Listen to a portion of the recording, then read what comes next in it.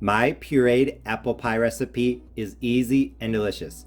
This custard style pie has an amazing filling made of mostly cooked pureed apples, sugar, and spices. I actually already have this recipe here on my channel. It's the applesauce pie, but it's so great I had to give it to you again. Here in this microwave safe bowl, I have 8 tablespoons of butter, which I'm going to melt in the microwave. And to that, I am going to add 1 cup, or as I measure, 240 grams of pureed apple. You could use store-bought applesauce, but I highly recommend that you make some homemade pureed apples. What I did is I made 2 batches of my unsweetened applesauce recipe.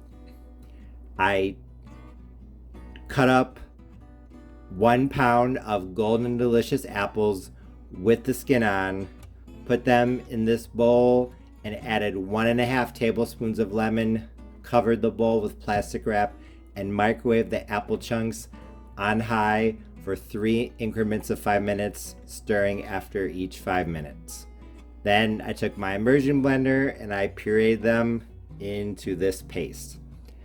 I made 2 batches. You might be able to just get away with 1 batch because I have a lot left over off to the side. But you need 240 grams of pureed apples. And like I said, those apple chunks had the skin on.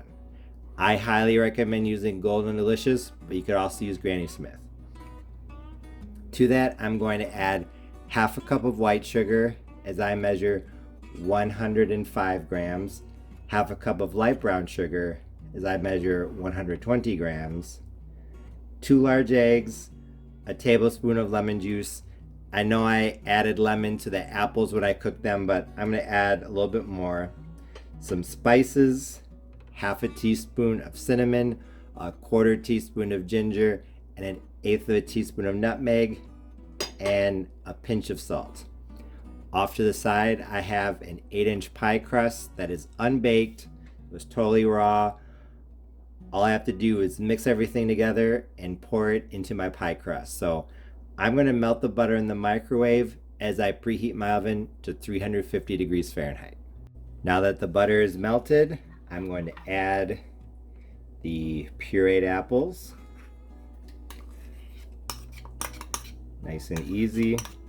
And these do not have any sugar. I did not cook the apples with any sugar.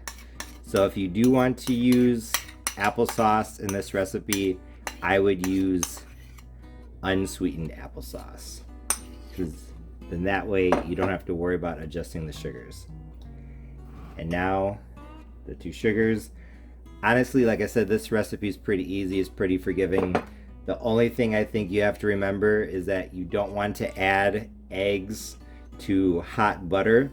So I would add the eggs last, because if you add the sugar and the apple puree, adding in room temperature ingredients, that's going to cool down the butter, and it's going to help prevent accidentally making scrambled eggs. So that's really the only thing you have to keep in mind with this recipe. Spices. I think this combination of spices is perfect with apples. I use it in basically all of my apple dishes now.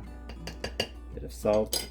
What I'm going to do is I'm going to mix this together, then I'm going to taste it to make sure that it's exactly what I want, and then I'm going to add the eggs. I tasted the filling as a perfect amount of sweetness and spices that I remember from last year. I'm going to go ahead and add my 2 eggs. Break the yolk really quickly. And then I'm just going to mix everything together. I honestly don't think that an electric mixer is necessary for this. Last year I didn't use it when I made the applesauce pie. I'm not going to use it now. I'm just going to mix by hand. The eggs are mixed in. The oven is preheated. So now all I literally have to do is just pour the filling into the unbaked 9-inch pie shell. and I am going to bake this at 350 for, I'm thinking, for 45 minutes. 350 Fahrenheit for 45 minutes. As always, I highly recommend putting your pie on something to help you put it in and take it out of the oven. I just pulled my pureed apple pie out of the oven. It was in at 350 degrees Fahrenheit, uncovered, for 45 minutes. The pie looked absolutely fantastic, so I couldn't wait to cut the first slice. And when I cut the first slice and took the first bite, I knew that my pureed apple pie was a big success. I think the filling could best be described as an apple butter custard. It was sweet and spicy and had plenty of apple flavor, and the butter and eggs in the background added a richness that took this pie to the next level. Just like when I made this pie last year, I think that some people might think it's a little too sweet. Maybe you could take out 1, maybe 2 tablespoons of each type of sugar, but it was fine for me. It is a dessert after all. I also really like the texture of the pureed apple custard filling. It was smooth and silky and creamy, very similar to a pumpkin pie filling, but a little looser. The filling was a big success, but as you can see, the crust didn't hold up as well as my pie crust usually do. That's because I actually made the crust a couple days in advance and then I put it in the refrigerator. I thought that it would be okay, but what I think happened is that it dried out, and when it baked, it became so dry that it was brittle. So let my mistake be a lesson for you. Do not make your pie crust too far in advance. If you are making a pie in the evening, you can make the crust in the morning, but I wouldn't make it more than a day in advance. But other than that, this recipe turned out absolutely perfectly.